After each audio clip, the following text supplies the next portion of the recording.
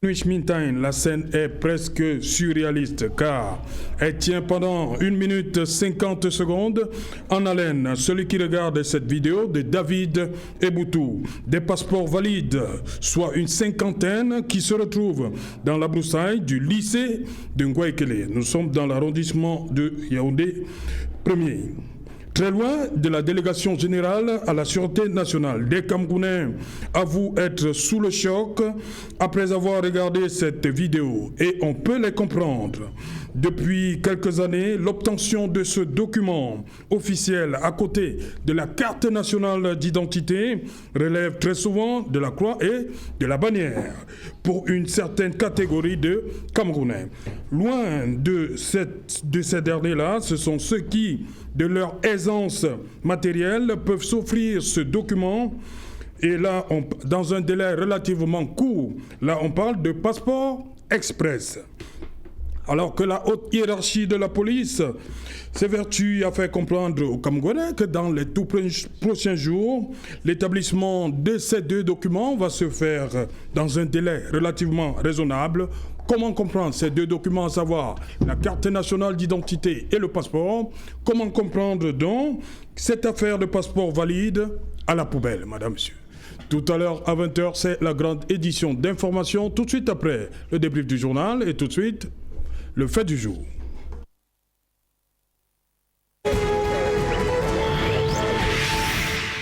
Des passeports à la poubelle, comment et pourquoi? Pour en parler, nous avons invité en plateau Fabrice Leda. Fabrice, good evening. Good evening. Good evening, Sir Serge. Good evening to all the viewers of Equinox Swap program, and good evening to all the Cameroonians watching in Bamenda, in Boya, in Limbe, in Mafe, and to all the militants of Popular Action Party in Yaoundé. And we want to say that we are really in tough times in our country, and we need to put hands together as Cameroonians to see how to solve the multiple problems affecting our country. Thank you very much for being inviting me as your guest, and I also want to wish the best to my co-panelists that let's give constructive discussion to move our country ahead. Bonsoir Eric Penap. Bonsoir Serge Alain, bonsoir à vos nombreux téléspectateurs, bonsoir à mes co-panélistes. Et permettez-moi d'avoir une pensée pour les morts qu'on a eus au niveau de Tchang, parce que c'est une zone dans laquelle je travaille. Oui. On a été sous le choc, surtout qu'on avait une activité avec le maire le lendemain et il n'a pas pu honorer à cette activité parce qu'il y a eu cet accident qui a eu lieu. Ok, merci. Bonsoir, Serge Mébiko. Bonsoir, c'est Jalais. Merci bien. Je salue tous les téléspectateurs d'Equinox Télévision, de même que l'ensemble des uns et des autres qui sont des inconditionnels de cette émission. Voilà. Martin Zan, bonsoir. Bonsoir, c'est Jalon Tout. Bonsoir à tout le peuple camerounais. Bonsoir, n'est-ce pas, aux populations d'Ongouantet. Et comme il s'agit, n'est-ce pas, on parle des policiers, je rendrai hommage à M. Etienne Lenoir et Balibindoumou qui fut commissaire spécial de la police camerounaise. Monsieur Serge Jalon Tout, bonsoir. Voilà, merci, bienvenue. Je crois qu'on aura, lorsque la technique va nous permettre, on aura quelqu'un, celui-là qui a permis aux Camerounais de voir ce qui s'est passé ce jour-là du côté de Ngouaikele. Serge Mébikoy, vous avez reçu cette vidéo quand? Quel a été votre sentiment? J'ai reçu cette vidéo hier dans l'après-midi. En effet, j'étais ébahi par la vidéo puisque c'est notre ami David Eboutou qui a justement relayé cette vidéo-là pour faire justement état de ce que des passeports se retrouvent dans la poubelle. Bon, ce qui m'a davantage intrigué, c'est que les documents d'une telle importance se retrouvent dans la poubelle et à ce niveau on peut davantage formuler un ensemble de questionnements. C'est vrai que le récit des faits a été relaté par le récit des faits a été justement présenté par David Eboutou à la suite pour justement faire savoir que l'officier de police qui avait ses passeports dans le véhicule a été victime d'un braquage, d'une agression, notamment lorsqu'il allait justement à la mise en bière. Et c'est ainsi que celui qui a commis ce forfait a justement pris non seulement la somme d'argent qui s'évalue à 120 000 francs CFA, mais bien plus son ordinateur qui était dans le véhicule. Mais maintenant, au-delà de ce récit des faits, Moi, je me pose un ensemble de questions. C'est pour cela qu'il ne faut pas seulement se limiter à cette approche descriptive des faits dont a fait cas justement David Eboutou. Il faut aller au-delà pour faire une espèce d'analyse critique de cela. Comment se fait-il que les passeports qui relèvent, qui sont un document très important. Oui, on va attaquer ça. Oui, je veux d'abord voir le sentiment du panel ici.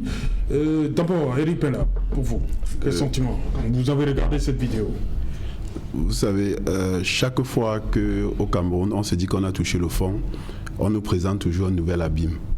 Et le sentiment que j'ai eu justement lorsque j'ai regardé cette vidéo, c'est que nous allons de plus en plus vers le fond et il faudrait qu'à un moment donné ça s'arrête. On ne peut pas comprendre que nous sommes dans un pays où les uns et les autres souffrent pour avoir un document et qu'on a un monsieur qui se balade avec les pièces officielles, parce que ce sont les pièces officielles d'un certain nombre de Camerounais. Et peut-être lorsqu'on entrera dans le fond, c'est qu'on pourrait penser à un réseau de production de passeports. Parce qu'on ne peut pas, en principe, lorsque je veux un passeport, je vais au service de l'immigration, je dépose un dossier et après je viens retirer mon passeport au service de l'immigration. Il y a dans la procédure aucun moment où un individu va se retrouver avec l'ensemble des passeports d'un certain nombre de Camerounais. Donc il faudrait s'interroger sur est-ce qu'il n'y a pas un circuit parallèle où on produit des passeports camerounais pour un ensemble de personnes. Maintenant, c'est quoi, vous doutez de l'authenticité de ces passeports? Non, parallèle, comment? Je ne suis pas en train de... Je suis en train de me poser des questions. Oui. Je ne comprends pas comment un monsieur peut se retrouver avec une cinquantaine de passeports au Cameroun et des passeports qui ne lui appartiennent pas. Donc, on peut s'interroger de toutes les manières. Est-ce que ce sont des passeports du circuit normal? Est-ce qu'il y a un réseau parallèle de production de passeports? Ce serait bien de s'interroger également là-dessus. Fabrice Lena, what do you have to say? My feelings when I saw that video, the first thing I asked myself is how negligent and how mismanagement has led the country to this state where documents that have to do with the life of Cameroonians, the life of people, you know, if you see the stress, the frustration, the difficulties that Cameroonians face to obtain passports, the procedure and the exorbitant amount of money required, it is appalling. It is a call for concern for us to be seen every day in Cameroon that these people who are supposed to lead Cameroonians to the right way, to deliver services to Cameroonians, are making Cameroonians to suffer this much in their own country. Because we don't understand how passport of Cameroonians will be finding itself in a dustbin. It's a serious issue because in the country where there is discipline. On parle, Serge-Aimé Bikoy évoquait l'agression.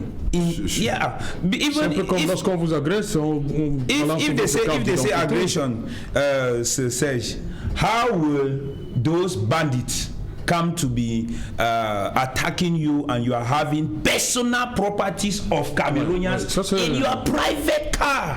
That's a question mark. Even if it is a state car, why will you take properties of Cameroonians and walk around with it as if it were your... Because in a serious context, we should be talking of not only sanction and dismissal, but serious reprimand with rigor of that individual first, and then the whole delegation of national security in charge of production of passports, because this is a serious issue. We should not treat it with levity to the extent of, if I should go and see my passport in the dustbin, I tell you it will be sufficient reason for me to change nationality, not to be a Cameroonian, because it will be a shame. It's a scandal. It's a total show of ineffectiveness, corruption, to the extent that people take the life and future of people, because the basic document of every citizen in every world is national ID card and passport. That one makes you a legal citizen of a country by obtaining those documents, and somebody is working with it around.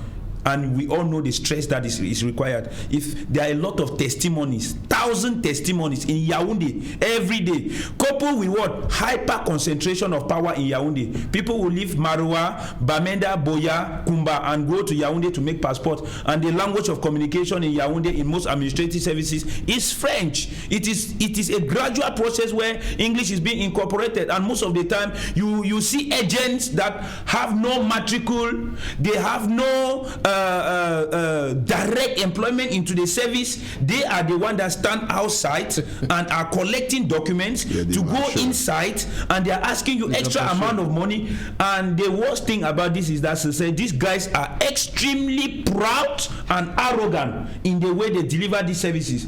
You come and then you want to be casual with them, they tell you if you don't have the money, go away, and tomorrow you are seeing your passport in dustbin. I think that it is time for Cameroon to question if we are being governed by human beings or by devils. Non, pas jusque-là. Je vous en prie, hein. Pas jusque-là. Non. Because non, je vous en prie. Nous sommes là pour éduquer la population. Les Camerounais veulent comprendre. Non, ne versez pas dans. Non, je suis pas d'accord. I understand. Martin Zan, vous avez regardé cette vidéo? Oui, je l'ai vu. Quel est votre sentiment? Je suis très déçu. Mettez-vous à la place de ces Camerounais là, l'un des. Oui. Comment vous serez senti? Heureusement que David Eboutou n'a pas donné de nom. Si c'était votre nom se retrouvait parmi ceux-là. Quel aurait été votre sentiment? Je serais triste parce que je verrais les instructions du chef de l'État. Comment ça? Sur ma personne. Puisque le chef de l'État définit la ligne politique, il définit, n'est-ce pas, toutes les directions de la République. Il donne des instructions aux délégués à la sécurité nationale, les répercute sur ces éléments. Comment comprendre qu'un commissaire de police, si t'es pas on parle d'un officier de police. Voilà, un officier de police judiciaire. Soit, n'est-ce pas, un officier de police judiciaire, qu'il soit, n'est-ce pas, en détention, qu'il détienne, n'est-ce pas, des pièces officielles du peuple camerounais, des citoyens camerounais. Le RDPC n'accepte pas ce genre de choses. Nous n'accepterons jamais, car notre chef de l'État, le président Paul Biya, donne des instructions et les définit. Nous sommes là pour servir le peuple camerounais. Il est hors de question que un officier de police judiciaire détienne par devers sa personne et dans son véhicule des pièces officielles. Qu'est-ce qu'il fait avec des pièces officielles dans son véhicule en pleine journée? Il dit qu'il serait, n'est-ce pas, allé aux obsèques, à la levée de corps. Est-ce qu'il prend toute une valise de pièces officielles et amène, n'est-ce pas, il va donner aux morts? Qu'est-ce qu'il va faire avec? Ça devient un torchon pour s'essuyer les larmes. Là, on cherche à comprendre. Monsieur Serge Alain-Outou, ça ne va pas s'arrêter là. Parce que le chef de l'État va donner des instructions. Nous, on va démanteler tous les réseaux tapis dans l'ombre à la DGPN. Donc vous êtes d'accord avec Eric Peylap qui parlait d'un réseau parallèle? Et il y a des réseaux. Oui. Il y a des réseaux qui sont tapis dans l'ombre. Le RDPC n'accepte pas cela. Nous travaillons pour le peuple camerounais. Nous n'allons pas que les autres partis acceptent ça? Les autres, je ne sais pas. Mais je parle pour ma chapelle politique. Je parle du là pour servir le peuple camerounais. Et ça, c'est service au peuple camerounais. Nous allons, n'est-ce pas, claquer jusqu'au dernier retranchement tous les officiers de police judiciaire véreux qui détiennent par devant leur personne des pièces officielles, à savoir les cartes internationales, les passeports et autres. Nous n'allons pas accepter cela. Ok. Serge Bikoy, vous avez commencé tout à l'heure, lors de votre première prise de parole, vous avez voulu, je vous ai stoppé net. Mais Serge, comment comprendre donc, est-ce qu'un passeport, on le donne à n'importe qui, en dehors de son titulaire? Comment un policier, entre guillemets, se retrouve, un fonctionnaire de police se retrouve avec une cinquantaine de passeports dans son véhicule? C'était pour remettre aux personnes? Comment comprendre ça? C'est justement, à ces personnes-là. C'est justement la raison pour laquelle, au-delà du récit des faits de notre ami David Eboutou, il faut aller au-delà pour faire justement cette investigation en profondeur de manière que l'on puisse savoir et se questionner ce qui s'est réellement passé. La première question, c'est que comment se fait-il que les passeports qui sont censés être délivrés par la direction de la police des fonctionnaires se retrouvent dans un véhicule d'un fonctionnaire de la sécurité nationale? C'est la première question. Et cette question peut nous permettre davantage de... Enfin, moi, c'était récent, hein, parce que les deux que David a lus, c'était 2020-2025. Donc, justement, les passeports valides. Des passeports On valides. peut donc se poser la question de savoir est-ce que cet officier de police n'est pas l'un des acteurs d'un réseau parallèle de fabrication des passeports et dont le réseau est davantage étendu à un ensemble de ramifications. Parce que vous savez que dans la chaîne interactive des réseaux, les réseaux mafieux, vous avez les destinateurs, vous avez les destinataires, vous avez l'ensemble des acteurs qui entrent dans la chaîne et qui sont pluriels. Parfois même vous n'arrivez pas à les débusquer. C'est lorsque l'on se retrouve justement avec des passeports dans la poubelle que l'on se rend davantage compte que ça c'est un maillon de la chaîne qui a été débusqué de manière que l'on puisse véritablement savoir qu'est-ce qui s'est réellement passé. Moi je pense qu'à ce niveau, il y a lieu de constater que c'est un officier de police judiciaire qui est aujourd'hui au banc des accusés, parce qu'en réalité, même s'il a été agressé, on ne peut pas comprendre pourquoi les 50 passeports se retrouvent justement dans son véhicule. Alors là, on se rend davantage... Lui, c'est la partie visible de l'iceberg, c'est ça? C'est la partie visible, mais il faut aller à la source du mal. Oui. La source du mal, c'est que le passeport qui est censé être dans les tiroirs de la direction de la police des frontières se retrouve dans le véhicule d'un officier de police, ce qui pose un problème de fond. On a donc l'impression que les 50 passeports étaient peut-être destinés à certaines personnes qui appartiennent à un réseau et qui sont chargés de débourser par exemple des sommes d'argent faramineuses. N'oubliez pas que nous qui sommes journalistes, avons des témoignages d'un ensemble de personnes dans des différents reportages qui font état de ce qu'il y a un ensemble de mécanismes de contournement auxquels ils sont justement exposés par rapport à l'accès à leurs documents qui sont considérés comme des documents essentiels. Il y a des uns et des autres qui font état de ce qu'ils déboursent soit 100 000, soit 200 000, soit 300 000 pour avoir avec une certaine célérité le passeport. Lorsque vous voyez donc une cinquantaine de passeports dans un véhicule, ça pose un problème de fond. Il y a donc un réseau mafieux qui mérite d'être débusqué. C'est pour cela que les investigations suffisamment approfondies devraient davantage être faites. La deuxième question qu'il faut se poser, c'est qu'aujourd'hui, n'oubliez pas qu'il y a eu le 8 janvier dernier la conférence de presse du secrétaire général de la délégation générale à la sécurité nationale qui épinglait plutôt 3 millions de Camerounais dont les débuts identitaires sont pluriels. Or, lorsque l'on voit cette communication-là qui était dans une posture défensive, il était question d'épingler systématiquement le citoyen lambda. Or, lorsque aujourd'hui on se retrouve avec un officier de police qui a une cinquantaine de passeports, ça veut dire que même les fonctionnaires de la sécurité nationale sont au banc des accusés. Et il faut donc entrer dans le cycle des responsabilités à établir et à questionner. Parce que n'oubliez pas que, au-delà, dans un système, il peut y avoir aussi bien des conformistes que des déviants. Il peut y avoir la graine et l'ivraie.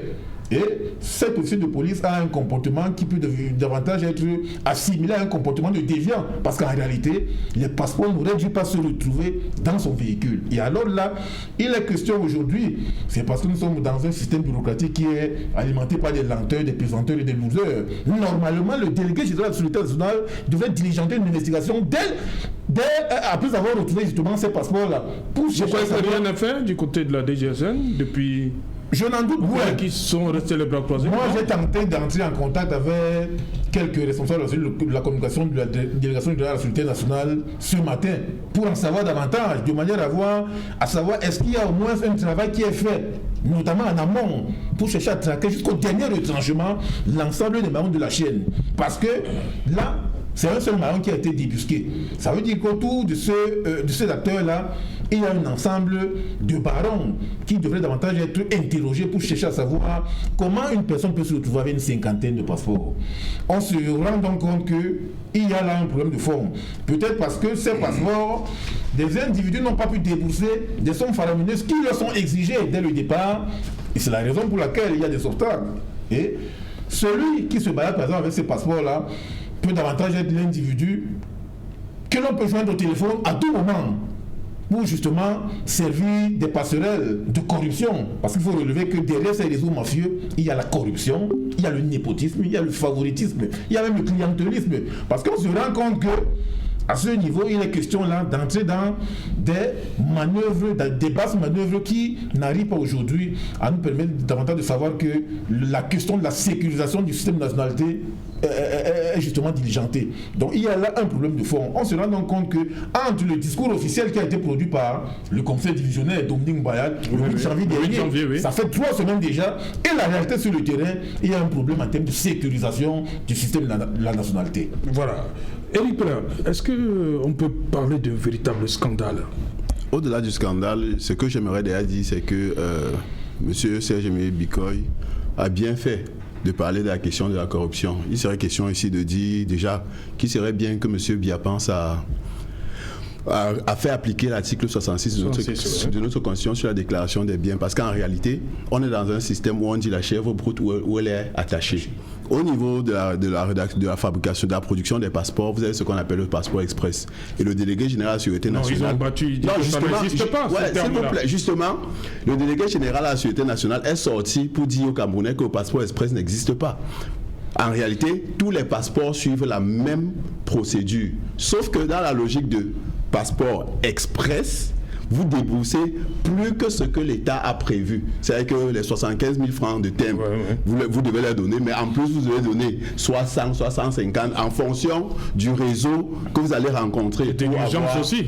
Oui, non, justement, plus vous êtes pressé, plus vous avez voulu que ça marche vite, et vous avez tendance à vouloir donner l'argent.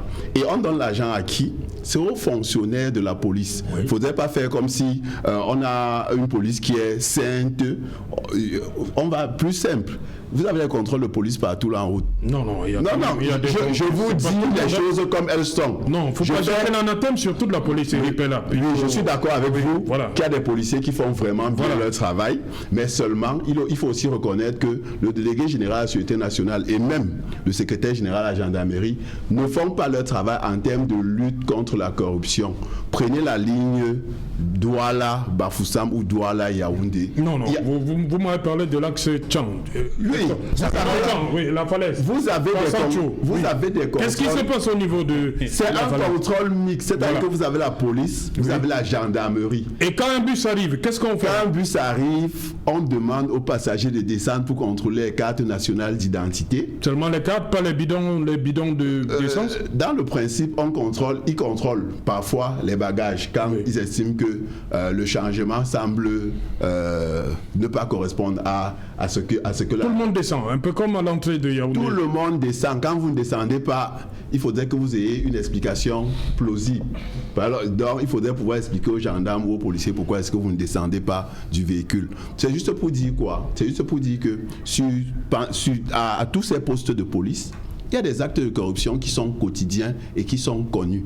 Dans les commissariats, notamment à l'IMI Immigration, quand vous arrivez, on vous dit, si vous voulez le passeport circuit normal, sachez que ça va faire 1, 2, 3 mois. Si vous voulez le passeport express, vous déboursez. On vous le dit? On vous le dit, c'est pas un débat. Je n'ai pas, je ne trahis pas un secret ici sur votre plateau. Tous les Camerounais, et la sortie du délégué général de la Sûreté nationale pour dire qu'il n'y a pas de passeport express, c'est justement parce que dans l'esprit des Camerounais, c'était si je veux avoir un passeport rapidement, je n'ai pas fait le passeport express. Et le passeport express, c'est que je paye plus que ce que l'État demande. Et le plus là, ça va dans la poche des fonctionnaires de la police judiciaire. Il faut se dire les choses comme elles sont. Ça ne va pas dans ma poche, ça ne va pas dans la poche de M. Léna ou bien dans votre poche. Il y a des fonctionnaires de la police qui vivent de cette corruption-là. Vous avez des fonctionnaires de la police.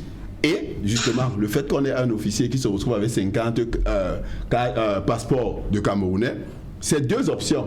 Soit c'est eux, ils font le passeport express, donc dans le circuit normal, ils s'assurent qu'un certain nombre de dossiers avancent plus vite que les autres dossiers.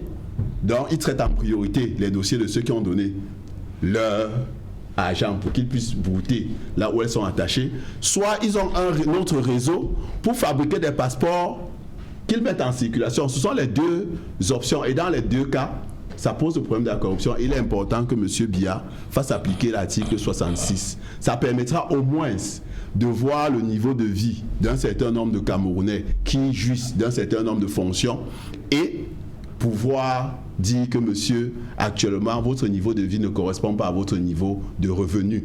Parce que tous ces revenus complémentaires là, on justifie ça comment? Et la justice n'a pas les moyens pour pouvoir traquer ces personnes-là, vous allez prendre les cas, on a lancé l'opération dite épervier, où on vous dit que quelqu'un a détourné, je ne sais pas combien de milliards, après on se retrouve avec quelques centaines de millions. On dit que tout simplement parce que à un moment donné, il n'y a pas des éléments, on manque d'éléments juridiques pour pouvoir prouver un certain nombre de choses. Mais par contre, si on avait par exemple une loi sur l'enrichissement illicite, on sait que M. X est entré en fonction, il avait une bouteille d'eau. Après 5 ans, il se retrouve avec une usine de fabrication d'eau, alors que son revenu ne lui permet même pas d'avoir une deuxième bouteille d'eau. À ce moment, on peut légitimement dire que ce monsieur a spolié l'État d'une manière ou d'une autre, parce que la corruption ne laisse pas de traces. Et le gros problème avec la lutte contre la corruption au Cameroun, c'est la question de la preuve. Et je me rappelle à l'époque, lorsque le SDF avait demandé qu'un certain nombre de personnes soient poursuivies pour détournement de fonds, le président de la République a demandé où sont les preuves. Et il n'y a pas de preuve de corruption parce que c'est du cash. Je sors de l'argent de ma poche, je donne et il n'y a aucune traçabilité. Il est important. Dans le circuit officiel. Justement. Donc, et généralement, quand tu es même floué, tu as du mal à aller dire à quelqu'un parce que tu vas aller dire que non. Donc, c'était toi le corrupteur. Donc, il est important, s'il vous plaît, qu'on profite de cette occasion pour faire de la lutte contre la corruption parce qu'en réalité, c'est la corruption de notre pays qui permet ce type de choses. Faire de la lutte de la corruption une réalité. Donc, il est question que M. Biya fasse appliquer l'article 66 de notre Constitution sur la déclaration des biens. Voilà, Fabrice Léna, pour vous, quelles peuvent être les implications d'une telle, on va considérer une légèreté, hein? Ça peut impliquer quoi, l'acte qu'on a vu dans cette vidéo? I think that first of all, the police officers working with the immigration police unit in Yaoundé in the production of passports need to learn a lesson. And it is also good that you, the media and the journalists, are putting this in the platform for Cameroonians to talk about, because it's really, really very important as of now. So I think that the first implication is that we, as Cameroonians, need to let the authorities understand that all this comes back to the Cameroonian who does not have the minimum to pay those exorbitant amount of money that these people require. And then the second thing is that we should not always react based on social media talks or because journalists and the political analysts or political parties have gone to TV and talk. The state should be a proactive state. I don't know, because every sector of our state in every year, there is a budget in the parliament, and then there is a national budget every year in every sector, security, transport, and so on. But in all the sectors, we are only seeing negative output, negative output, negative output. We begin to ask ourselves questions. Are these people there not competent? Are these people there not working enough? Are these people there not being controlled? Those are some of the elements that we begin to ask ourselves. And in this case of passport, in Yaoundé in particular, I live in Yaoundé, yes. And this issue of passport is an issue that have touched me particularly severally, because I have some people that says, you live in Yaoundé, how can I get a passport, and so on and so forth. You see, somebody will come to Yaoundé and go to do passport. Before you enter the immigration office in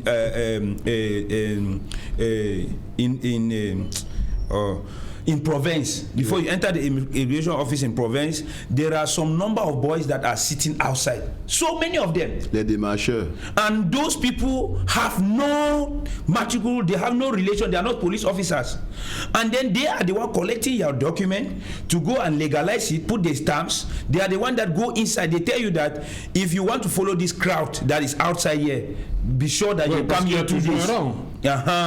Be sure that you come 2 days. But if you want that I should make this process to go fast for you, you get it, I will make sure that you give me some small amount of money and then let me go and facilitate it. They are taking the money and going inside there. Police officers are there in different grades, and then they will come back and give you your own faster.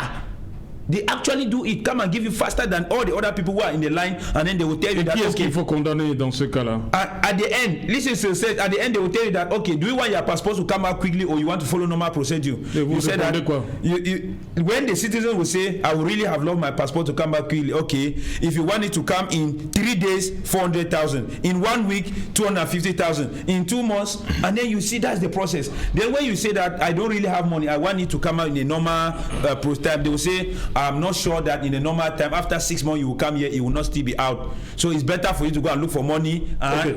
So that is the mechanism. Merci, on me signale David Eboutou, déjà là. Bonsoir David. David Eboutou, bonsoir.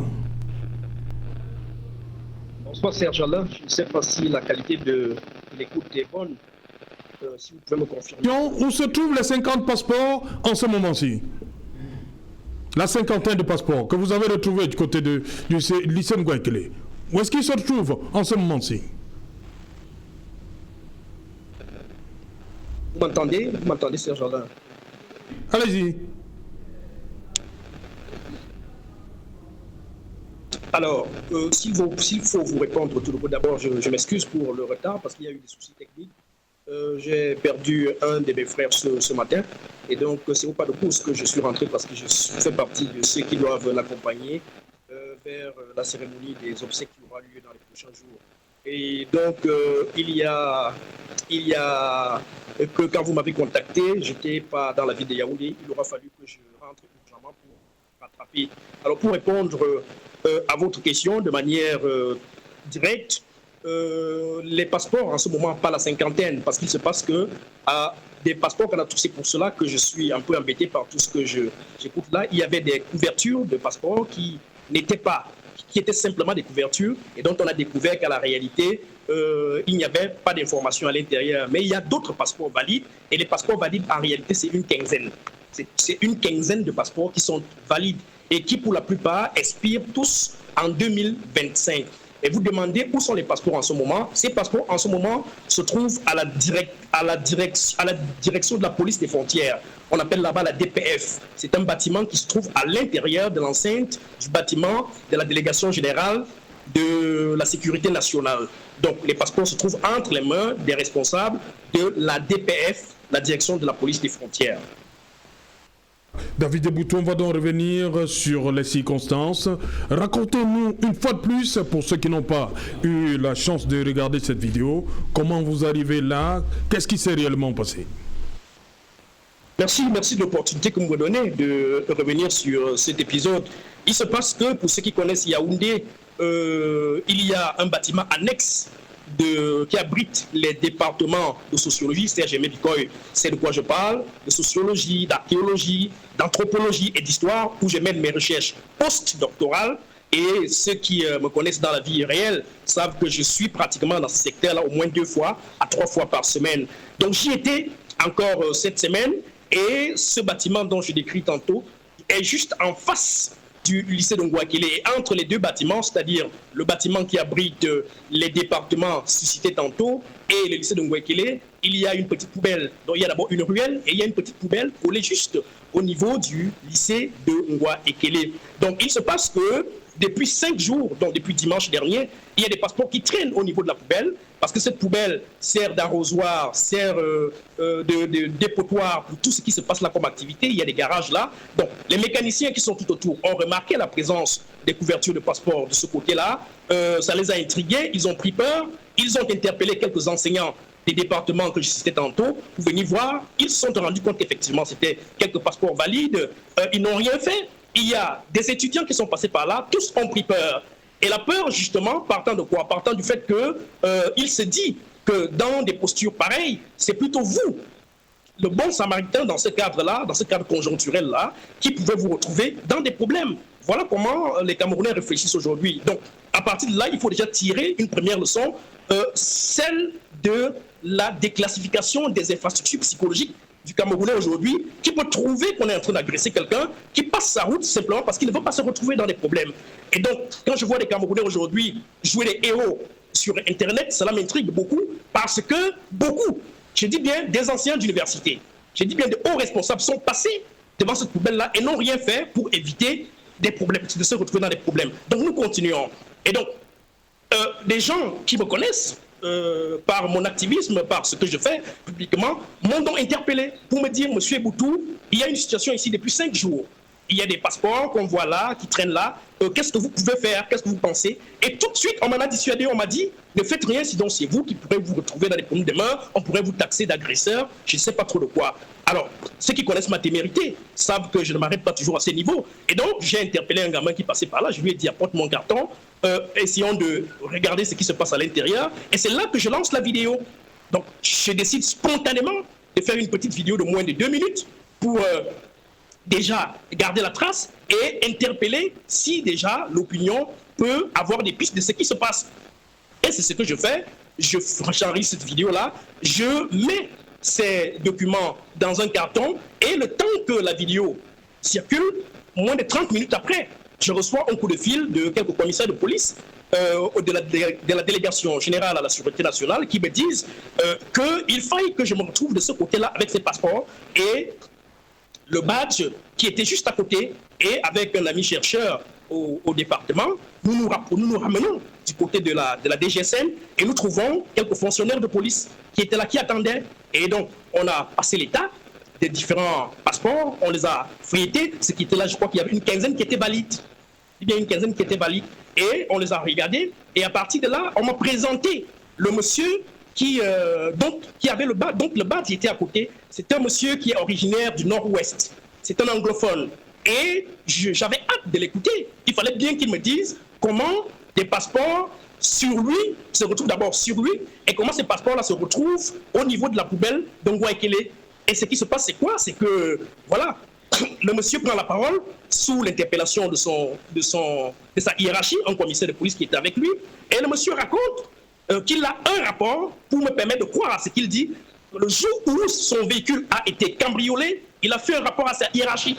Il m'a dit que ce rapport existe. Donc, ceux qui veulent plus d'amples informations peuvent se rapprocher du côté de la DPF, la police des frontières, au niveau de la délégation générale à la sécurité nationale, pour aller vérifier ces éléments-là. Donc, le monsieur dira qu'il a fait un rapport le jour où, effectivement, il était parti du centre de production des passeports pour la DPF en passant par une mort où il devait assister à une levée de corps. Et c'est là où il m'a dit qu'en moins de 20 minutes, son véhicule a été cambriolé et le siège arrière, le sac qui était apposé sur le siège arrière a été emporté. Dans ce sac se trouvait un disque dur, un ordinateur et une somme de 120 000 francs, sans oublier les passeports. Voilà la version que monsieur nous sert en toute sérénité. Et donc, en me servant cette version-là, il se passe simplement que j'ai voulu en savoir un peu plus. Pourquoi le monsieur s'est retrouvé avec des passeports? Est-ce qu'il en a l'autorisation? Est-ce qu'il en a l'habilitation? On m'a fait comprendre que ce monsieur, et j'ai découvert l'expression, se fait appeler, en fait on les appelle là-bas des administrateurs policiers. J'ai suivi que sur le plateau là-bas chez vous, il y a quelqu'un qui s'y connaît dans les contournements de la police, donc il pourra nous dire ce que ça veut dire. Mais il paraît qu'un administrateur policier, c'est quelqu'un qui travaille au centre de production des passeports et qui de temps en temps peut se retrouver avec des passeports pour les transporter du côté de la police des frontières. Et donc ce monsieur anglophone-là, officier de police, c'est un administrateur policier. C'est ce qu'on m'a dit. Et que ce jour-là, il a justement mis des passeports dans le sac. Ces passeports sont retrouvés dans son véhicule et comme je racontais tantôt, en bifurquant dans une morgue, sa voiture s'est retrouvée cambriolée depuis au moins une semaine. Et les malfrats, dans mon récit que j'ai relaté dans la nuit de mon retour de la délégation générale à la sécurité nationale, je l'ai bien dit que certainement ces malfrats qui nous agressent là dehors, moi il y a encore 2 semaines, j'en ai été victime, mes 2 téléphones sont partis, vous en êtes témoin. Et certainement se sont retrouvés avec des documents et ces documents qui semblaient encombrants pour eux, ils sont allés les balancer dans une poubelle. Ça, c'est les faits. Et donc, je ne veux pas rentrer dans le fond parce que j'imagine qu'il y a une enquête, c'est-à-dire que sur les propos de cet officier de police-là, pour déterminer jusqu'où, effectivement, il y a une certaine réalité dans les faits et dans le discours qu'il a tenu. Et c'est en cela, je pense que c'est le rôle de la police aujourd'hui. Mais ce que je viens de vous dire là, c'est ce qui est. Et j'imagine très bien qu'en ce moment, il y a un certain nombre de vérifications qui sont faites autour de cet officier de police-là, qui lui, en tant qu'individu, ne m'a pas intéressé. Ses collègues qui étaient là avec lui ont reçu la documentation officielle avec des charges que je les ai données, et puis moi j'ai tourné le dos. Donc, pour sortir pour cette phase ici, monsieur Serge Alain Autou, il faudrait quand même dire une chose. Je suis intrigué par le tollé et parfois les contournements que certains prennent souvent pour parler d'un fait précis qui, si ils avaient été à ma place, n'auraient pas agi comme je l'ai fait. Je dis que des enseignants d'université, des gens d'un certain niveau, des hauts responsables, un haut responsable de l'armée est venu se tenir derrière moi pendant que nous ramassions ces passeports-là et m'a même conseillé de ne pas le toucher. De ne pas les toucher parce que cela pourrait conduire à autre chose. On pourrait m'accuser d'être l'agresseur de ce policier-là.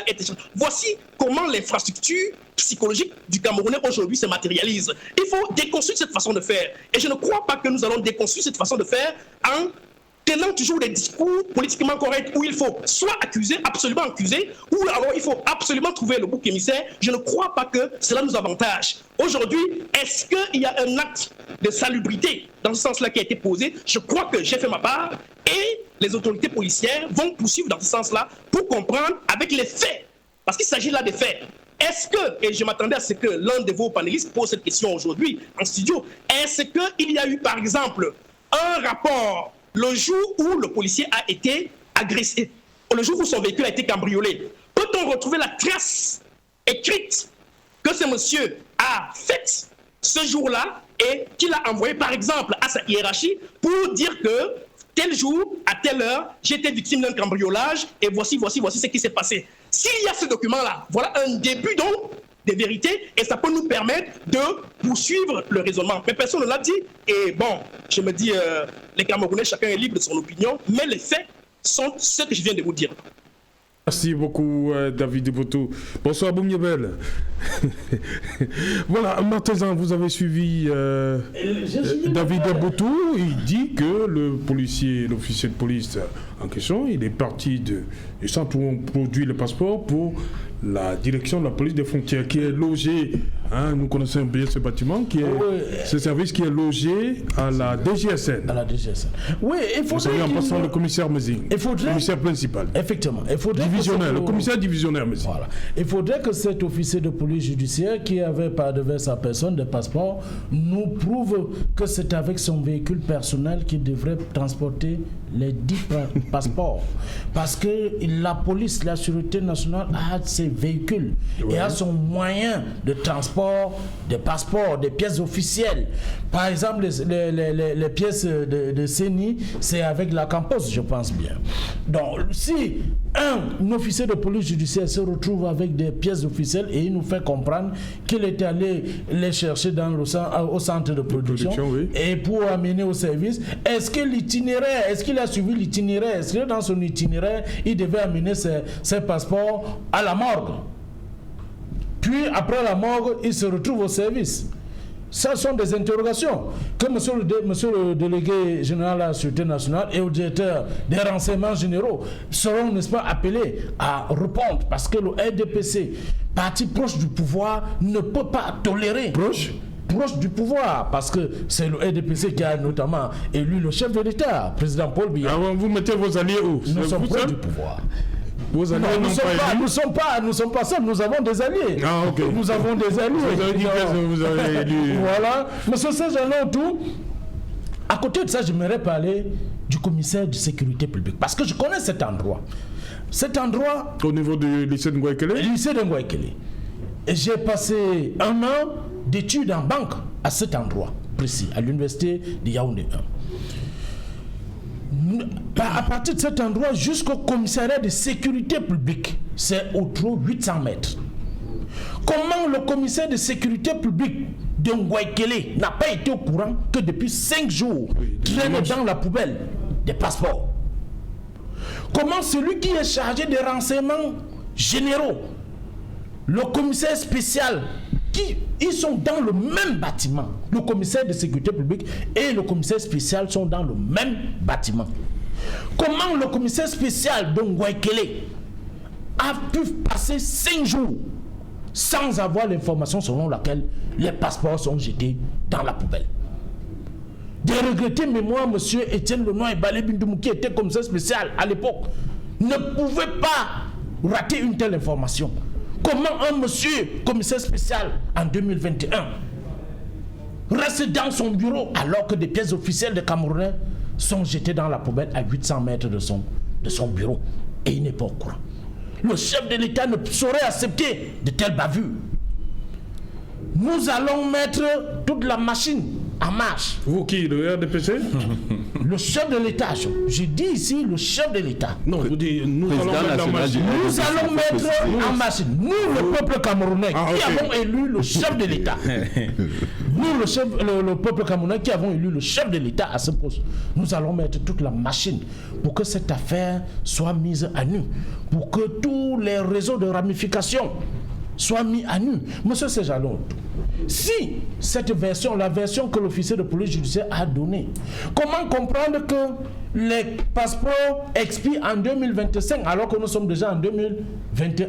Ça veut dire qu'il y a 4 ans, 4 années. Pourquoi la validité est de 4 années? Ce qui reste est de 4 années. 2020, c'est 2020-2025. C'est 2020-2025. Je crois que c'est dans la vidéo. Pourquoi il a retenu jusqu'en 2021 sans remettre ses passeports? Il y a un problème de rétention. Il y a un véritable problème de rétention. Le chef de l'État le dit dans tous ses discours, dans ses adresses à la nation camerounaise, qu'il va lutter contre la corruption et les prévaricateurs. Et on ne peut pas accepter la prévarication au Cameroun. Nous n'allons jamais accepter cela. La corruption et la prévarication.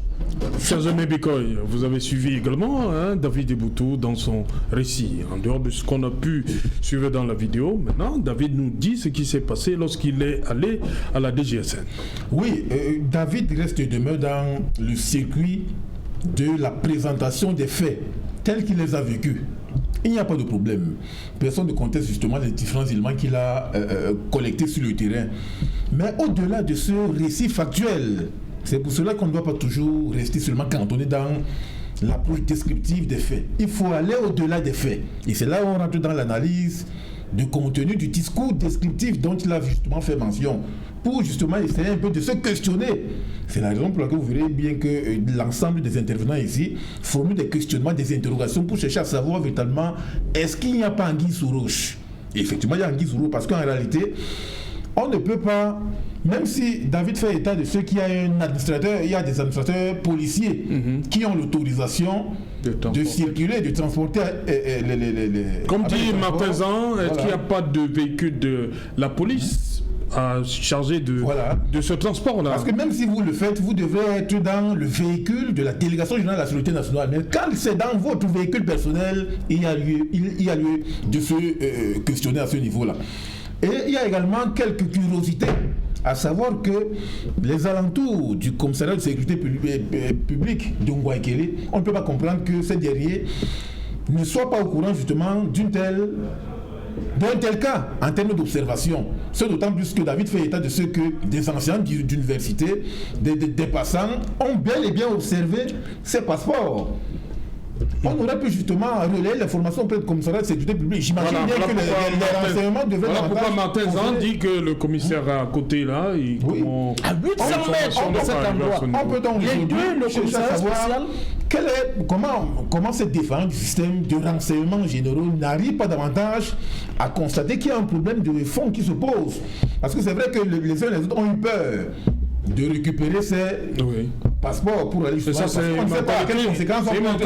Voilà, justement, David l'a relevé. On peut comprendre justement la mentalité individuelle des individus, la mentalité des individus. Celui qui vient avec l'information, on dit, c'est lui l'agresseur. Exact.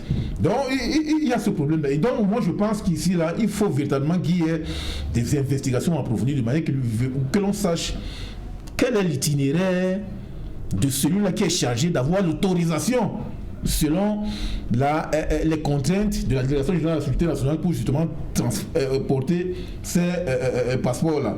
On ne peut pas comprendre que vous avez justement ce rôle-là, mais vous vous retrouvez à la morgue ou bien dans d'autres lieux qui sont inconnus. Si on n'avait pas retrouvé ces passeports-là, on ne saurait pas quels sont les différents itinéraires que ce fonctionnaire de la sécurité nationale devrait justement aborder. C'est pour cela qu'aujourd'hui, il y a lieu de s'interroger. Au-delà du discours officiel qui est produit par des administrateurs ou bien des fonctionnaires de la sécurité nationale, il faut justement comprendre qu'au-delà de cela, il y a des circuits parallèles qui se construisent et qu'il faut également remettre sur la table en termes de réflexion. Ok, Fabrice Léna d'abord. Yeah, I think, au niveau du transport des documents. Yes, on the transport of... C'est ça qui intrigue un peu. Yes, on public document, I think there's a serious problem. A serious problem because a public police administrator at the service of the people have some logistics at his disposal, which is the car that is always accompanied by protection. And we don't understand how a police officer will use his private car to go and deliver. Ok, on va continuer parce que c'est dans un instant le 20h de ce vendredi. Et avant cela, une page de pub. On se retrouve après pour Equinox Soir, deuxième partie.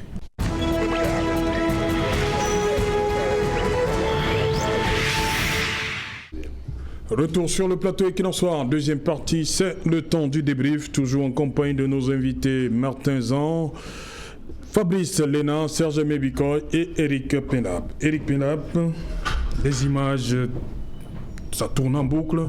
Les Camerounais veulent à tout prix assister à ce quart de finale au complexe sportif de Japoma. Mais en face, pas de billets disponibles. Comment comprendre cette situation? Déjà, il faut noter que, comme on l'a précisé dans le reportage, seul le cas des billets, des places seront occupées. 12 500 au lieu de 50 000 places. Donc, à ce niveau-là, il n'y a pas de souci. Mais sauf que, à côté de ça, c'est ce que je disais tout à l'heure, la chèvre broute où elle est attachée. Donc, au Cameroun, toute situation est une possibilité de se faire de l'argent. Et malheureusement, actuellement, il y a des personnes qui ont trouvé une niche qui peut leur permettre justement de se faire de l'argent, parce que déjà 50 000 places pour la population de Douala qui est estimée à près de 4 millions d'habitants, c'était déjà petit. Maintenant, quand vous imaginez qu'on est à 12 500 places, ça veut dire que les places deviennent un peu... pour avoir une place, il faut débourser ce qu'il faut. Donc, des personnes ont estimé que c'était une niche qu'ils pourraient exploiter pour pouvoir se faire un peu d'argent. Parce qu'on dit qu'il n'y a pas de billets disponibles, mais rassurez-vous, demain, à l'entrée du stade, ce sera possible d'acheter des billets. Et on connaît, par contre... Demain, un montant élevé. Je dis bien demain. Oui. Si vous allez... Vous avez l'information qu'il y aura des billets en vente là-bas? C'est comme ça que ça a toujours fonctionné.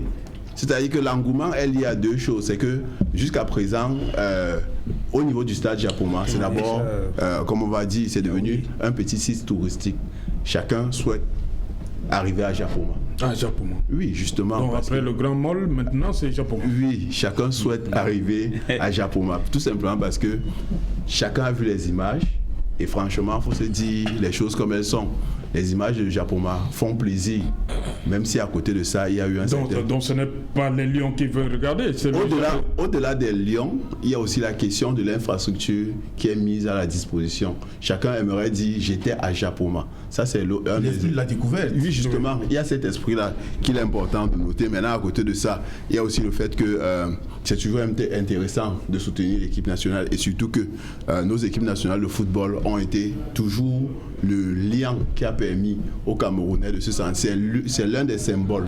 L'équipe nationale de football est l'un des symboles de notre unité nationale. Ce qui fait que beaucoup de Camerounais, en tout cas moi également, chaque fois qu'ils jouent, je regarde, parce que quand vous regardez les Lions jouer, c'est le pays qui joue. Donc on peut comprendre. Maintenant, il est juste question de déplorer. Et ça rejoint ce qu'on disait tout à l'heure sur le cas des passeports, c'est que dès qu'il y a une situation de rareté, les gens créent des circuits pour gagner un peu d'argent. Et c'est ce qui se passe avec le match de demain. Voilà. Serge Mebikoy, cette situation, on accuse, je ne sais pas si c'est fondé, beaucoup de billets, dans les 12 500 billets, une bonne partie serait restée à Yaoundé. Bien, c'est... Au détriment du public de Douala. C'est une grille de lecture, c'est une opinion qui est relayée. La preuve en est que même à Yaoundé, il y avait justement des plaintes qui étaient formulées par un ensemble de supporters qui faisaient état de ce que juste après la mise en circulation des billets dans les circuits de vente, quelques heures après, il n'y avait plus de billets en vente. Et d'aucuns se sont posé la question de savoir, mais finalement, qu'est-ce qui s'est passé? Mais la curiosité ici, c'est que le responsable de la billetterie s'est satisfait justement de la vente avec une certaine célérité de ces billets-là. Or, en réalité, on ne voit pas de manière systématique la procédure qui accompagne la vente de billets. Parce que, ne l'oubliez pas, si aujourd'hui il y a un problème de réalité qui se pose avec la critique, c'est parce qu'il y a des groupes de personnes qui achètent plus de billets et entretiennent la pénurie pour créer plus tard, en termes de conséquences, la surenchère. C'est pour cela que vous verrez par exemple que les billets de 1000 francs vont être vendus dans le marché noir, pas dans le marché noir. Ce sera même visible. Si vous arrivez de mon stade de Japon, vous constaterez que le billet de 1000 francs sera vendu par exemple à 3000, le billet de 3000 à 10 000 francs, le billet de 10 000 à 20 000. C'est cette surenchère-là qui est justement entretenue. Et aujourd'hui, le restaurant de la billetterie ne nous a pas présenté un système de rationnement de la vente des billets. Parce qu'on ne veut pas seulement avoir droit à des spectateurs au stade, mais il faut au contraire des supporters, notamment des deux équipes, les Lions à Prime et les Congolais. On veut également avoir des responsables des institutions, on veut également voir des sponsors, on veut également voir des citoyens lambda, on veut également voir tout un ensemble de catégories de personnes. Et là, il y a également la mise en parallèle du système de sécurité. Parce que ce n'est pas n'importe qui peut justement avoir droit à un billet et aller justement au stade. Parce qu'en réalité, s'il y a un incident qui se pose, l'enquête serait davantage diligentée pour chercher à savoir quelles sont les différentes catégories de personnes qui ont justement eu ces billets-là en vente. Donc il y a une nécessité de clarifier la procédure de vente de billets. Au point où aujourd'hui les citoyens se plaignent de n'avoir pas eu justement ces billets-là. Mais retenons que cette rareté qui est créée, c'est le phénomène qui reste notamment pendant les fêtes de fin d'année où l'on constate que certains denrées alimentaires ne sont plus dans les circuits des agents commerciaux. Parce qu'en réalité, on les dissimule dans des magasins pour justement entretenir la spéculation et la pénurie et la surenchère. Donc je pense que les citoyens aujourd'hui ont carrément raison de se plaindre du fait qu'il n'y a pas eu une traçabilité, une lisibilité dans le circuit de la vente de ces billets-là. C'est pour cela que des récriminations sont d'ailleurs formulées. Voilà, Fabrice Léna, cette situation, comme on a suivi Alphonse ici à Bénin dans le reportage, le président du FOCACO, il disait que des fonctionnaires, je ne sais pas d'où il tient l'information, mais il accusait quand même des fonctionnaires de Yaoundé d'avoir fait même pas sur des billets. La partie qui arrive à Douala, une fois de plus, des fonctionnaires s'asseyent dessus et on voit des Camerounais s'alignent, une file de Camerounais qui s'alignent. Hein? I am a supporter of football, Serge, and the last match of the Lions in Yaoundé at Fandena, I watched. I went there, it was 30 minutes before match. And they said the tickets were no more available. But as we were about to leave from where we parked our car, someone said there is possibility to have a ticket if you can get to me. So as he whispered, I said, but is there a possibility now? I'm seeing everybody going back. He said, no, come, let me take you to where they're selling. And actually I went to a police officer who said, if you want to watch the match now, I have ticket. And each is 3,000 francs. We were three of us. We gave her 10,000, she gave us 1,000. C'était le billet de 1000 francs? C'était le billet de 1000 francs. Elle a vendu qu'on vous vendait à 3000. 3000. C'est homologué maintenant que le billet de... C'est homologué que le billet de 1000 francs à l'extérieur coûte 3000, c'est ça? C'est ça que je voulais dire maintenant, que tu vois la réalité, parce que j'ai l'enthousiasme d'aller au stade voir le match. J'ai l'enthousiasme d'aller voir le match et j'avais... vous allez voir le match parce qu'il nous a dit il y a des gens qui vont voir l'infrastructure. Hein? Oui. Même Amadou Aïdjo. Pour Japoma, moi je n'ai pas trop l'enthousiasme d'aller à Japoma. Pourquoi? Vous ne voulez pas voir l'infrastructure aussi, comme a dit Eric? Les infrastructures sportives du Cameroun, on ne doit pas être trop enthousiasmé par ça. C'est les choses qui devaient être mises sur pied depuis. Donc, ça est-ce que ça empêche que ce soit beau? C'est vrai. Donc, comme ça n'a pas été mis. C'est vrai que c'est beau. C'est vrai que c'est beau, mais moi. Vous avez suivi Constant Omari? I am not so enthusiastic. Vous avez suivi le président par intérim, la CAF, Constant Omari? Oui, il a apprécié ça. Ok. Parce qu'il ne vit pas la réalité de nos sociétés Cameroun. Parce que sur les infrastructures au Cameroun, c'est autre chose. Chaque fois que les montants qu'on part pour un projet, on voit le temps que ça prend pour qu'il y ait mis au pied de ces projets, et quand on réalise, ça devient une glorification de cette infrastructure. C'est les choses normales, parce que cette infrastructure est avec l'argent de taxes camerounais, donc contribuables de Camerounais. Et ce qui, je voulais aussi dire, c'est que Stade Japoma ne devait pas être que le genre où c'est pour certaines catégories de gens d'aller là-bas, où les billets se vendent par les contournages. Le marché noir. Exactement, pas le marché noir. Parce que première des choses, c'est que c'est l'argent des Camerounais par les taxes. Deuxième des choses, c'est que les infrastructures doivent être à la disposition des Camerounais. Et maintenant, quand on veut faire consommation des infrastructures des Camerounais difficiles, par la manière de vendre des billets, c'est compliqué pour nous les Camerounais de vivre contents dans notre pays comme ça. C'est ce que j'essaie de dire depuis. So I am saying that when you look at the infrastructure, the sport infrastructure in Cameroon is more than that. Cameroon have legends, sport legends in Cameroon, and then it's not as if the money is lacking. It's just that when they give money for people to carry out project, there's no follow-up. Et c'est la même chose. It is still the same thing with this selling of tickets, because when you look at the way they are selling tickets, it's as if the office in charge of selling tickets have some people who take a quantity of this ticket and give to those people who are supposed to sell at the stadium, and then now the rest of the ticket is being passed through some other channel because of what we call administrative influence. And this administrative influence come to tell us that the CPDM government has failed Cameroonians.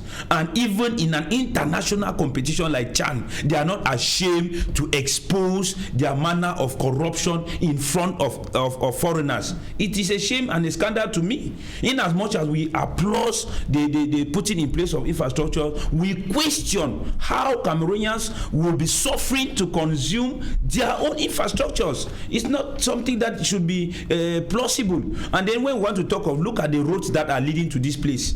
Are we sure that tomorrow there will be no incident like electricity cuts?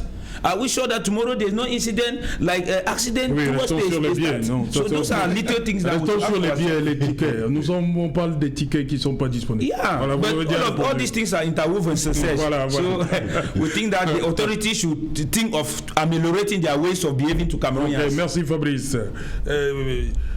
Martinsan, oui, les Camerounais veulent regarder les Lions jouer demain.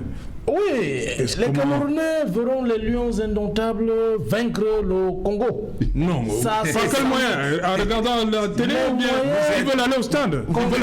Contrairement à ce que les autres panélistes ont dit, je prends le peuple camerounais en témoin.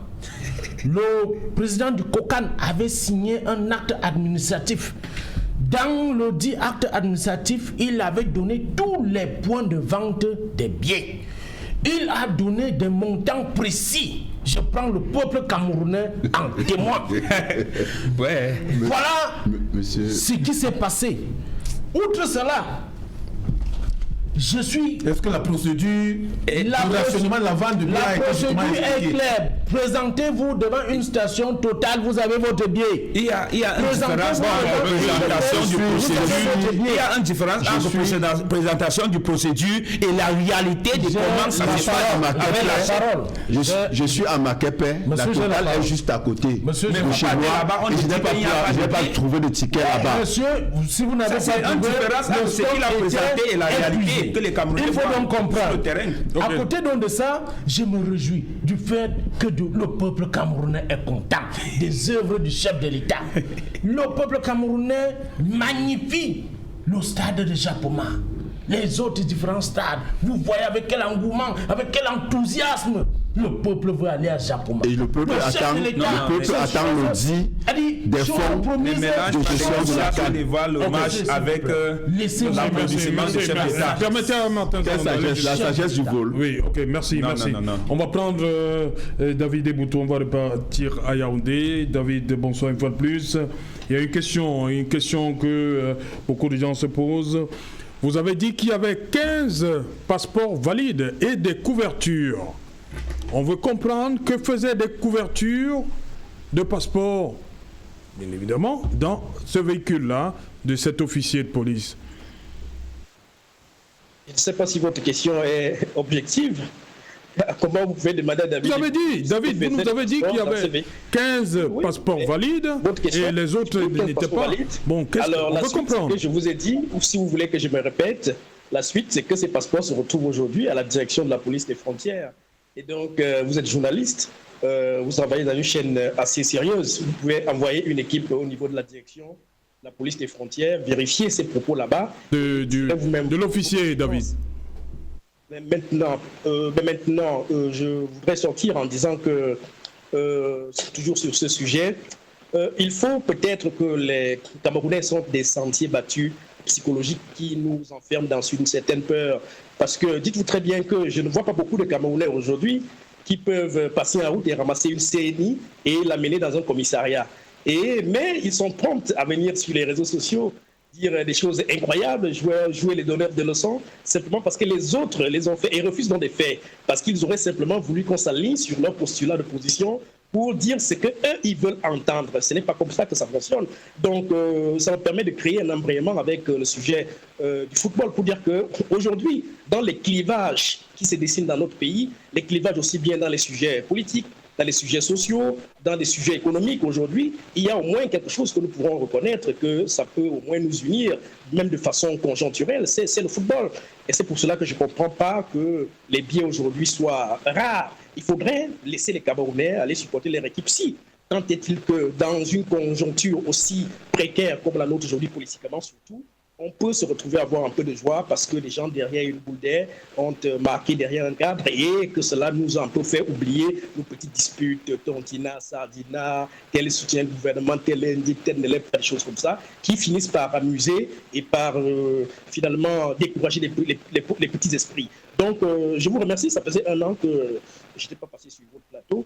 Je voulais apporter ces précisions-là, mais je dis à ceux qui aiment jouer les investigateurs que la police n'est pas loin, ils peuvent y aller, il y a des rapports, il y a tout ce qui se fait là-bas, et la suite, certainement, ils communiqueront de même.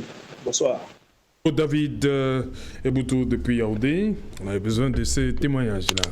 Vous avez des préoccupations en dernière minute par rapport au passeport? Par rapport au passeport... Donc vous m'avez dit en première partie, vous voulez rebondir sur la... Oui, justement, il y a un certain nombre de choses. Bon, personnellement... La question que je me posais justement, c'était comment est-ce qu'une partie, parce que si on a parlé de l'administrateur policier qui était en charge de transporter les transports du lieu de fabrication vers la direction de la police des frontières. Je suppose que c'est les passeports déjà fabriqués qu'il doit, déjà remplis, qu'il doit aller déposer. Donc, les passeports valides. Les passeports valides, lorsqu'ils se retrouvent avec des passeports vierges, ça pose également d'autres interrogations. Ça, c'est les interrogations que j'avais dès le départ. Maintenant, de façon globale, comme je disais, le problème du passeport au Cameroun, c'est un problème qui est lié à la corruption. Et qui dit corruption, dit il est important que le gouvernement RDPC, avec ça à sa tête, M. Paul Biya... c'est Paul Biya à côté, parce que vous dites Paul Biya. Il ne sait pas que applique l'article 66. n'est pas chef du gouvernement, c'est Premier ministre, chef du gouvernement. C'est élémentaire, vous devez comprendre ces choses. Oui, le président de la République, le président du RDPC, devrait... Premier ministre, chef du gouvernement. Lorsqu'il a prêté serment récemment, il s'est promis de défendre la constitution du Cameroun. Et la constitution du Cameroun... Respecter et la défendre. Et la constitution du Cameroun, en son article 66, prévoit la déclaration des biens. Et ça fait plus de 20 ans qu'on attend un décret d'application. Monsieur Biya, lutter contre la corruption, c'est appliquer l'article 66 de notre constitution. Ça va permettre de clarifier un certain nombre de choses, au moins au niveau de la fonction publique et des autorités qui nous gèrent, et limiter le type de corruption qu'on a à ce niveau-là, parce que vous avez plein de personnes qui vivent au-dessus de leurs moyens, et il n'y a pas moyen, parce qu'on ne trouve pas les éléments de preuve pour pouvoir les interpeller. Il est question qu'on encadre l'enrichissement illicite, qu'on puisse lutter contre l'enrichissement illicite au Cameroun. Parce que toutes ces personnes qui sont dans les réseaux pour soit le passeport, soit même les tickets, parce que la spéculation qu'on crée là, vous allez voir des personnes qui vont construire des immeubles après la canne. Alors qu'en réalité, ils sont au quartier, ils ne foutent presque rien. Parce qu'ils ont eu le bon réseau pour pouvoir prendre les tickets de 1000 francs, les vendre à 3000. C'est-à-dire qu'en termes d'investissement, vous êtes à 300%. Et 10 000 à 20 000. Donc vous comprenez que il y aura des personnes qui vont s'enrichir de façon illicite, sauf que la loi ne permet pas. Il est important que le gouvernement RDPC applique l'article 66 de notre constitution. Voilà, Fabrice Lénan, rapidement, on est arrivé au terme de l'émission. What I would like to say concerning the passport is that the authorities in place, the national security and the immigration police need to really do checks and balances. They need to investigate all those who are having this black marketing of production and distribution of passports, and to put all those who are defrauding the trust that has been given to these leaders by Cameroonians to book and make sure that Cameroonians can benefit from the services that they are supposed to be rendered by the people appointed or the people elected. It is primordial for a country to function normally. A passport is a basic commodity for all citizens, and we hope that the message go to the right quarters. Meanwhile, we keep fighting for a better Cameroon. Voilà, Serge Mebikoy. Oui, juste pour dire que lorsqu'il y a de tels problèmes qui ont la configuration d'un fait divers, mais qui cachent des problèmes de fond, il faut véritablement que la Délégation générale de la Sécurité nationale communique systématiquement pour justement dissiper un ensemble de zones d'ombre et d'inquiétudes que les populations se posent au quotidien. Parce qu'en réalité, lorsqu'on retrouve des pièces importantes telles que le passeport dans la poubelle, on a l'impression véritablement qu'on a banalisé, on a désacralisé justement ces pièces-là et ça pose un problème. Il est question là pour la communication de la Délégation générale de la Sécurité nationale de se prononcer là-dessus de manière que l'on sache véritablement comment on peut retrouver dans un véhicule ordinaire des passeports. Quel est le circuit de la traçabilité, ou bien quel est l'itinéraire, ou bien quels sont les types de véhicules qui sont chargés justement de le faire. Ça pourra justement nous permettre de savoir évidemment ce qui se passe en réalité. Et il faut également entrer dans la ligne de compte, entrer également dans la dynamique du combat des réseaux parallèles qui rentrent dans l'industrie du business pour justement montrer comment des manœuvres de corruption existent pour alimenter un ensemble de faux et d'usage de faux. Voilà, Martin Zan, pour terminer. Oui, M. Serge Alontou, je reviens, n'est-ce pas, je vais interpeller là le directeur des renseignements généraux à la DGSN pour lui faire part de l'attitude du commissaire spécial d'Ongouekele. On ne veut pas accuser ici. D'accord. Voilà. Bon, s'agissant donc c'est pas notre but. S'agissant donc de la fabrication et la distribution des passeports au peuple camerounais, à ceux qui en ont besoin, le délégué à la sécurité nationale a fait une sortie il y a quelque temps. Il nous a rassuré que la production de passeports sera, n'est-ce pas, faite en 48 heures. Donc, nous attendons, le peuple camerounais attend, sûrement, lui, il y a le transfert de la technologie. On est sûrement en train de transférer la technologie de l'Europe. Jusqu'ici, il y a des machines de production, ça ne se fait pas avec des téléphones. Et il y a, n'est-ce pas, des intrants qui entrent dans la production et il faut former le personnel, sans doute, parce qu'en réalité, c'est ce personnel qui va produire en 48 heures les passeports. Merci. Donc, voilà. Monsieur le délégué général de la Sécurité nationale, bonsoir. Voilà, merci à vous, merci Fabrice, merci Serge Mebikoy, bon retour à Yaoundé. Merci bien, c'est voilà. Merci à vous également, Eric Pella, bon retour à Tchang. Exactement, oui. Vous allez passer par la falaise? Comme d'habitude, on n'a pas le choix, c'est le moyen le plus court d'arriver à Tchang. De toute façon, bonne route. Merci, bonne route. Merci à vous, Martin Zan. On va dire merci à tous les téléspectateurs fidèles d'Equinox Soir. On dit surtout merci à nos vaillants policiers. C'est pas tout le corps qui. Il y a des policiers qui travaillent, qui font bien leur boulot. Je dis donc bonsoir, la police camerounaise.